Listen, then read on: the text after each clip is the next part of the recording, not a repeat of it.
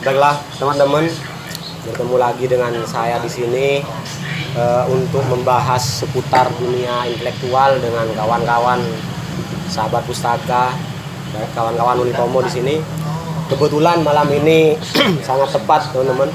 Kita ingin membahas suatu disiplin, suatu kultur intelektual yang sudah lama kita mulai bersama dan ingin kita jadikan menjadi disiplin yang lebih baik dengan senior kita di sini, Bung Yasin. Malam ini karena tamu kita adalah seorang yang menurut kita bisa dikatakan expert di bidangnya, maka kita akan membahas tentang motivasi ya, atau lebih tepat pentingnya untuk memiliki effort belajar yang tinggi demi untuk pencapaian kita nantinya.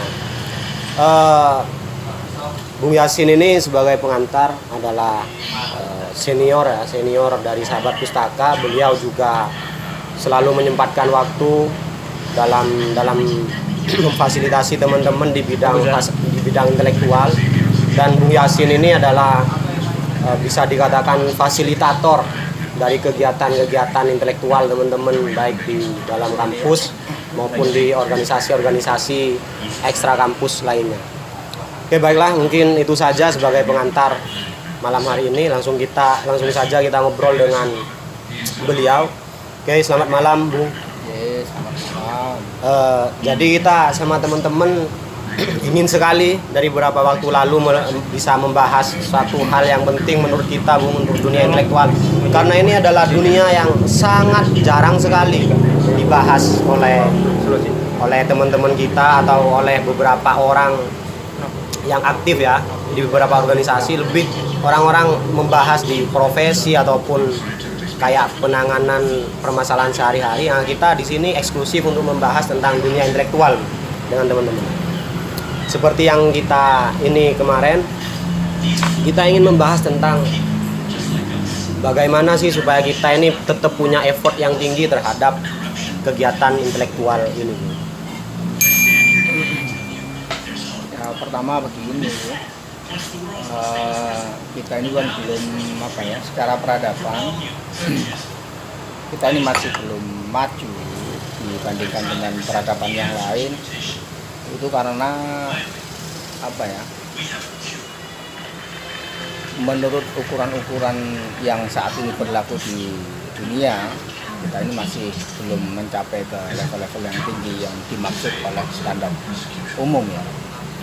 Karena kita kurang rapi, kurang tertata, kurang terorganisir. Maka bagi sahabat pustaka merasa bahwa keperluan untuk menginternalisasi etos belajar itu, kepemilikan pribadi itu sangat penting. Kenapa? Karena saat kita nanti terjun ke masyarakat,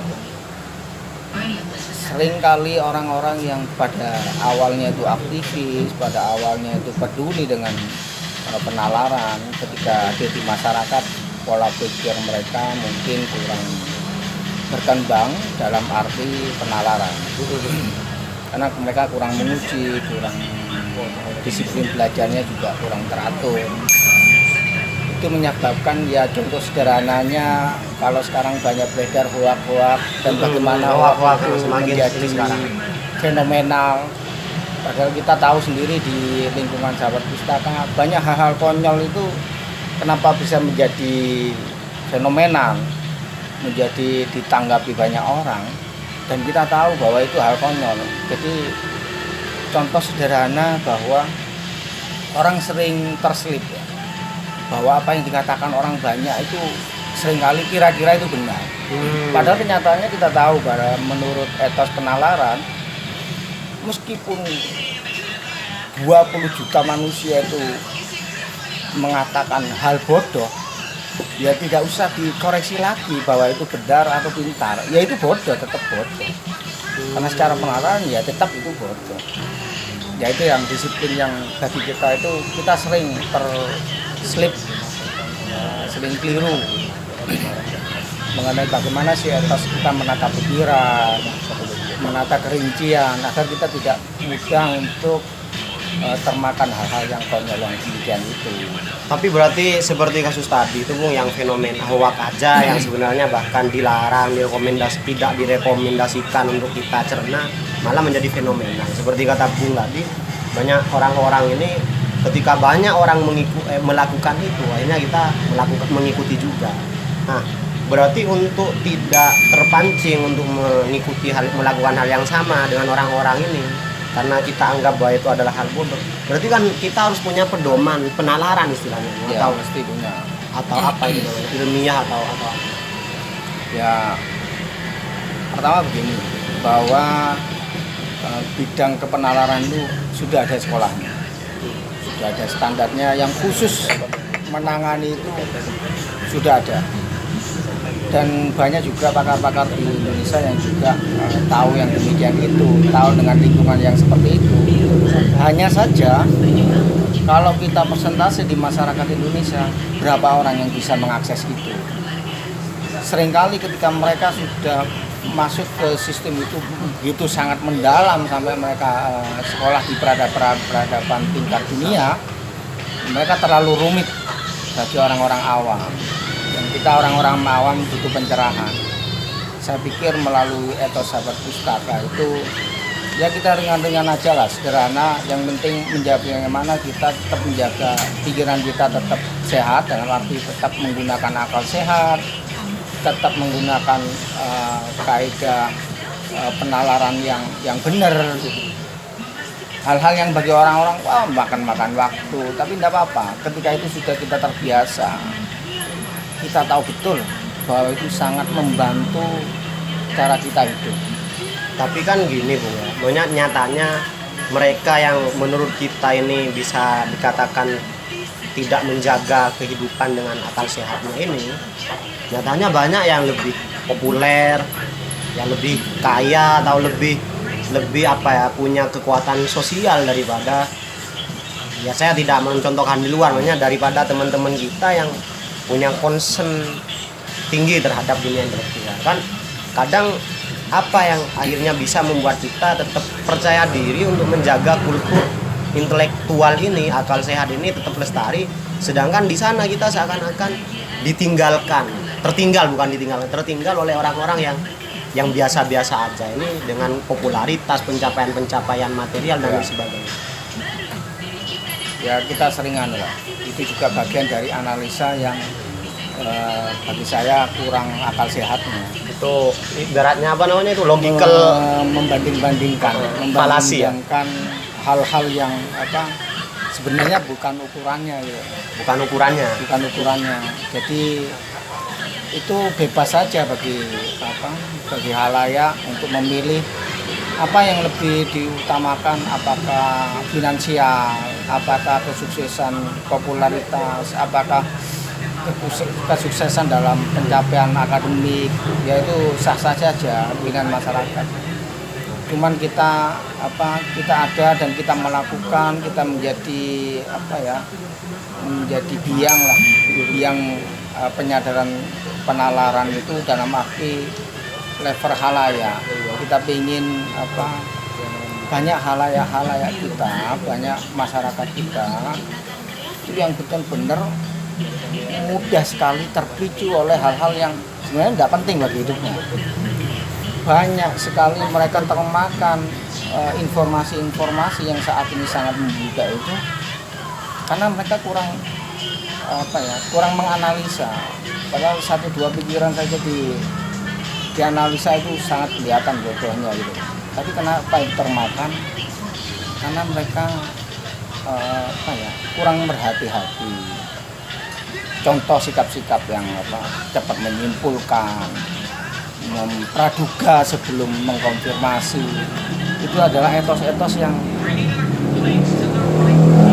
mestinya itu menjadi hal-hal yang perlu kita lawan yang demikian itu. Itu yang menjadi misi kita dalam giat penalaran itu yang penting. Tapi kan gini Bung, itu kayak what is the consequences istilahnya. Maksudnya banyak orang yang menurut kita biasa-biasa awam lah istilahnya ya, istilah kasarnya ya. Tapi nyatanya maksudnya masih sehat-sehat aja atau maksudnya jangan-jangan hal-hal seperti ini tidak dibutuhkan oleh mereka. Jadi untuk apa kita seperti menyadarkan banyak orang untuk bisa berpikiran sehat, berpikiran lebih punya kultur seperti ini itu bener-bener dibutuhkan nggak sih? Nyatanya mereka kan baik-baik aja gitu. Ya ini juga penting, kita perlu tempatkan apa yang menjadi concern kita, apa yang akan kita lakukan itu penting. Bagaimana penempatannya dan apakah ini perlu bagi orang lain dan bagaimana kita mengekspresikannya. Saya pikir memang masyarakat itu wajar lah dia memilih apa yang baik bagi mereka, itu wajar. Fungsi keberadaan kita, fungsi etos pembelajaran ini, fungsi dari giat menyebarkan akal sehat penalaran kepada masyarakat awam di sekitar kita lah itu harapannya ada sebentar dulu. Apa yang sampai pahami, apa yang mereka simpulkan, kita beda dulu. Jangan-jangan itu tidak seperti yang mereka simpulkan. Kenapa? Seringkali lah kita lihat di masyarakat itu tindakan-tindakan bodoh, tindakan-tindakan yang sangat merusak tanpa mereka tahu dahulu sebelum melakukannya itu menganalisa apakah yang dia lakukan itu adalah kebodohan, apa yang dia lakukan itu merugikan. Mereka seringkali terpicu, termakan sebelum melakukan tindakan yang merugikan itu sebelum mereka berpikir untuk jernih. Jadi harapan kita malah banyak yang nggak gitu ya. Saya pikir itu sudah umum. Maka wajar saja jika apa yang kita lakukan tidak menarik karena tidak umum, ribet, bikin pola hidup kita menjadi bertele-tele lah, menjadi rewel kita. Ya tidak apa-apa. Yang penting kita punya niat baik, kita punya niatan baik, kita mengembuskan ke mereka minimal sebelum mereka menyimpulkan banyak sesuatu, kita ingatkan, pikir dulu, jangan hanya satu kali, pikir dulu 2 kali, lihat akibatnya. Karena kita tahu banyak orang-orang berkepentingan di tengah-tengah masyarakat kita itu seringkali kepentingannya itu tidak peduli terhadap kebaikan sosial, mengakibatkan bencana sosial, mengakibatkan hal negatif bagi orang banyak. Seringkali mereka tidak peduli itu ketika mereka mengedepankan kepentingan untuk keuntungannya sendiri, sering merusak lingkungannya. Berusaha kita counter, yang berusaha kita sadarkan di masyarakat. Ini kalau kondisi sekarang ini kita juga bukan sulit tapi menantang juga. Ada tantangannya untuk bagaimana kita melestarikan budaya intelektual seperti ini. Karena kan seperti yang kita tahu, terlebih di kota-kota besar itu distraksinya luar biasa. Dan kebanyakan distraksi itu bersifat kayak hiburan atau kegiatan-kegiatan yang memang membuat kita ini sulit untuk concern di satu bidang tertentu, meskipun bidang itu kita tahu akan sangat-sangat bermanfaat sekali kalau kita tekuni gitu, seperti kita. Nah, kalau buat Bung ini, untuk teman-teman yang hidup di kota seperti di Surabaya ini, kira-kira ada nggak sih kiat untuk kita bisa menangani distraksi ini sehingga teman-teman ini bisa memilih dan bisa berfokus pada sesuatu yang memang seperti yang kita bahas ini penting, bukan sekedar yang menghibur, menyenangkan dan lain sebagainya. Sebenarnya sekarang sudah ada perkembangan yang menarik bagi tren pemuda di urban, di masyarakat perkotaan.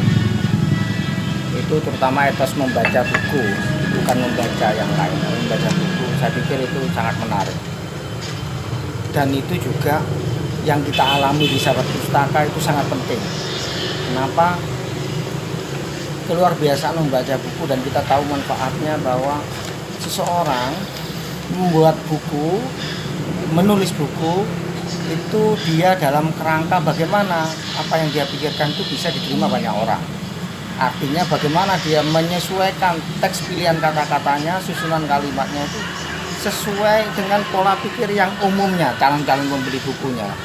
Berarti di sini, berarti setiap buku dalam rangkaian tulisannya itu ada, katakanlah ada aturannya. Ada aturannya bagaimana dia menyusun kata per kata ini agar bisa dipahami oleh lebih banyak orang. Ya bukunya laku tentunya. Maka ketika kita membaca buku, keuntungan pertama adalah pikiran kita terlatih. Terlatih dengan logika susunan kalimat-kalimat yang ada di buku itu. Tentunya itu bukan logika yang bersifat subjektif penulisnya, tapi dia juga memahami ada kaidah objektif yang dilakukan oleh katakanlah kurikulum umum ya, kurikulum ilmiah, metodologi ilmiah mungkin. Betul. Jadi dari sana kita terbiasa bagaimana kalimat itu tertata, bagaimana susunannya. Kita kan sudah banyak lupa ya tentang pelajaran SD, SMP, tentang bahasa Indonesia, subjek, predikat, objek. Dulu kita menganggap itu tidak penting, sekarang dilupakan. Nah, dengan begini, tanpa kita mengingat lagi buku pelajaran itu, kita mengaplikasi secara alamiah. Secara alamiah bahwa dari situ kita membaca itu, maka dengan tidak sadar itu membiasakan pola pikir kita, cara kita mendengar. Syukur-syukur nanti kalau kita berbicara, insya Allah nanti itu akan terimbas juga bagaimana kita berkomunikasi dengan model-model yang kerangka pikir buku itu yang lakukan. Ini penting. Dan membaca buku itu kelebihannya juga meluangkan waktu. Meluangkan waktu, ini etos yang tidak biasa bagi masyarakat urban yang ya pengaliannya banyak lah. Liburan mudah, sampai mencari tempat cangkruk juga mudah. Apa yang tidak mudah? Bagaimana hiruk pikuk di jalanan itu begitu deras. Kita nyantai pun mungkin secara fisik nyantai, tapi secara pikiran kita tidak nyantai. Itu yang menjadikan kita sering teralihkan untuk menganalisa banyak sesuatu. Menganalisa banyak sesuatu kita sering teralihkan karena secara mata itu kemudian mereduksi di pikiran kita menjadi sesuatu yang seolah-olah sibuk, padahal kita sedang duduk-duduk, tapi pikiran kita seringkali sibuk. Terlebih kalau di kota-kota besar. Jadi ketika kita punya aktivitas, punya kebiasaan membaca buku, nah itu kemudian bisa melatih kita untuk lebih tertata dalam pembelajaran. Minimal itu yang paling bermanfaat bagi kita. Tapi Bung sepakat nggak? Maksudnya ada ya yang bilang salah satu motivator ya, kalau nggak salah namanya Arli Kurnia. Jadi beliau tuh mengatakan seperti ini. Di ilmu itu ibarat inilah buah mangga istilahnya, dia ibaratkan buah mangga. Jadi kalau ya mungkin kalau masih berbuah satu atau dua itu masih bisa kita cerna sendiri. Tapi ketika buah itu semakin banyak, bahkan misalnya kita punya perkebunan buah mangga itu, maka ya buah itu bisa kita jual atau bisa kita kasih ke masyarakat, yang maksudnya kalau dalam artian itu dijual itu menghasilkan sesuatu kita. Atau Bung punya pendapat lain tentang analogi itu? Saya kurang paham bagaimana memadankan analogi buah dengan pola pembelajaran baca buku itu. Tapi saya kemudian lebih berpikir begini, bahwa membaca buku itu menjadikan kita yang apa yang saya rasakan dan banyak teman-teman juga rasakan yang masih melakukan kegiatan membaca buku di tengah-tengah kesibukannya, itu mereka menyampaikan komunikasi. Ketika berkomunikasi dengan orang lain, kata-katanya lebih tertata. Manfaatnya itu ya? Ya, itu kata-katanya lebih tertata, idenya lebih jelas untuk disampaikan, dan dia juga bisa mengantisipasi lawan bicara bagaimana logika itu tersusun ya. Terus juga apalagi dia tidak sembrono untuk menyimpulkan sesuatu, karena dia banyak hal yang dia pelajari di etos penalaran buku itu. Dan saya pikir kalau kebiasaan ini, kalau bahasa buah tadi lebih difokuskan lagi, seperti orang menciptakan, kalau entrepreneur itu berangkat dari kekosongan, kemudian menciptakan sesuatu, dikonsep sesuatu itu, kemudian ditata, kemudian dibuat standar-standarnya, kemudian dikemas. Itu seperti membuat profesi ya, seperti parkir ya. Parkir ini kan awalnya banyak yang terjadi ya, jalan raya biasa, tapi ketika rame kemudian ada persoalan keamanan, ada yang menangkap peluang, kemudian variabelnya lebih ya, nih. ada pengangguran satu. Di sini saya jaga, di situ kemudian atas jasa jaganya itu kemudian secara alamiah orang yang punya kendaraan kemudian ngasih uang jasa atas jagaannya itu. Kemudian mulailah dibangun standarisasinya, mereka berpakaiannya membedakan dari orang yang berdiri biasa, dari tukang parkir. Terus juga dia membuat alat yang membedakan diri dari orang yang lain, pakai sempritan untuk mempermudah aktivitas parkir itu. Ya ketika ini kemudian sudah jadi kemasan yang layak untuk bagi penghidupan dia pribadi, punya potensi ekonomi, ya itu juga jadi profesi itu. Datanglah kemudian pemerintah. Kemudian ini sudah profesi yang menghasilkan uang. Apapun usaha yang menghasilkan uang dikenakan pajak. Retribusi. Kemudian pemerintah kemudian membuat peraturan khusus tentang profesi ini. Jadi profesi ini sudah diakui umum, sudah banyak yang melakukan. Kemudian pemerintah membuat peraturan yang bagaimana mengatur ini. Yang berawal dari kekosongan yang difokuskan. Ya, betul. Jadi akhirnya ini perlu diorganisir oleh pemerintah, karena kalau tidak begitu ya akan jadinya tidak karu-karuan, liar gitu. Jadi bisa jadi nanti tiba-tiba ada yang muncul sebelum orang yang pertama yang merintis itu, ya jadi pertengkaran ketika itu punya potensi penghidupan. Ini mungkin masuk kesimpulan ya. Jadi ini teman-teman, salah satu yang membuat saya ini excited ya, untuk bisa ketemu dengan senior saya ini, karena mungkin 7 tahun yang lalu waktu saya maba itu senior saya ini bilang kepada saya termasuk dan teman-teman yang aktif di Sahabat Pustaka itu, pesannya satu yang melekat kepada saya pada saat itu, yaitu dalam kondisi apapun dan dalam keadaan seperti apapun, pesan dari senior saya itu jangan pernah berhenti belajar. Saya ingin berangkat dari pesan yang sangat sakral menurut saya, yang sampai sekarang saya sama teman-teman pakai ini, sehingga membuat saya tetap punya punya pegangan gitu setiap harinya. Saya ingin ini juga bisa dibagi kepada teman-teman soal pesan jangan pernah berhenti belajar. Meskipun nyatanya sekarang bilang demotivated, tidak punya motivasi untuk belajar. Mungkin ada pesan dari Bung supaya teman-teman kita ini kita bisa bangunkan kembali untuk bisa konsen belajar dan tidak pernah berhenti belajar. Ya, pertama begini. Pertama saya tidak bingung bahwa apa yang sampean sampaikan itu, bahwa kalau sampean menyampaikannya dengan cara yang seolah-olah itu pujian, tapi saya tahu betul bahwa secara logika itu bukan pujian, itu malah sebuah pukulan telak bagi saya, karena setelah 7 tahun kita pernah proses, yang sampai ini kan cuma satu gitu. Aduh. Padahal banyak itu. Padahal banyak ya, maksudnya itu banyak, tapi yang satu itu melekat banget itu. Ya, jadi saya agak kecewa kenapa yang masuk cuma satu gitu. Ya enggak apa-apa. Kemana yang 1000 lainnya?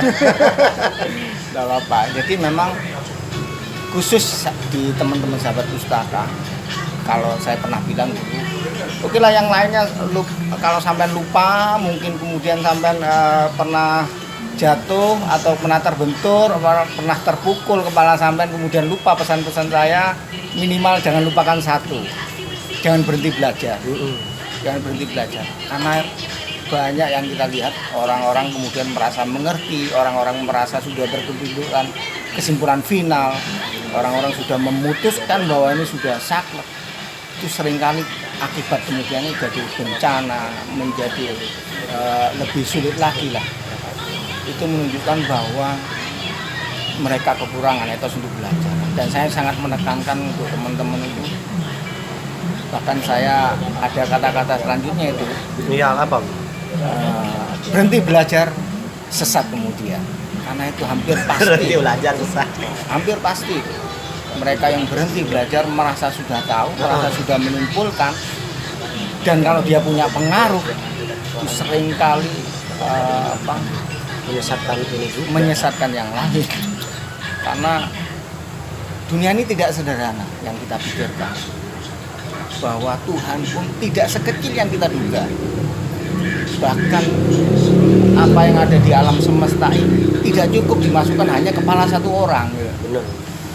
Apalagi semega apapun orang itu, sekaya apapun orang itu, adalah tidak mungkin mereka mengetahui semuanya kemudian mengeluarkan satu kesimpulan. Tidak mungkin. Maka berhenti belajar itu memang bikin sesat, berpotensi untuk sesat. Dan saya sangat menganjurkan teman-teman untuk jangan berhenti belajar. Dunia itu masih luas, pengetahuan itu masih banyak. Tuhan itu lebih kaya dari apa yang kita duga. Jadi itu penting untuk kita lakukan, jangan sampai berhenti belajar. Akibatnya sangat buruk bagi kita. Tidak sehat bagi pikiran. Siap. Oke. Tidak mengembangkan diri. Oke, terima kasih, Bu. Berbarengan dengan habisnya kopi ini juga selesai sudah ya pembahasan kita malam ini. Semoga apa yang kita bahas dan diskusikan malam ini, jika nantinya teman-teman menonton ini bisa bermanfaat buat teman-teman, supaya kita lebih punya etos belajar yang tinggi dan bisa berdisiplin di dalamnya. Dan sekali lagi seperti yang Bu Yasin sampaikan tadi, itu tidak pernah berhenti belajar. Oke, saya ucapkan terima kasih teman-teman.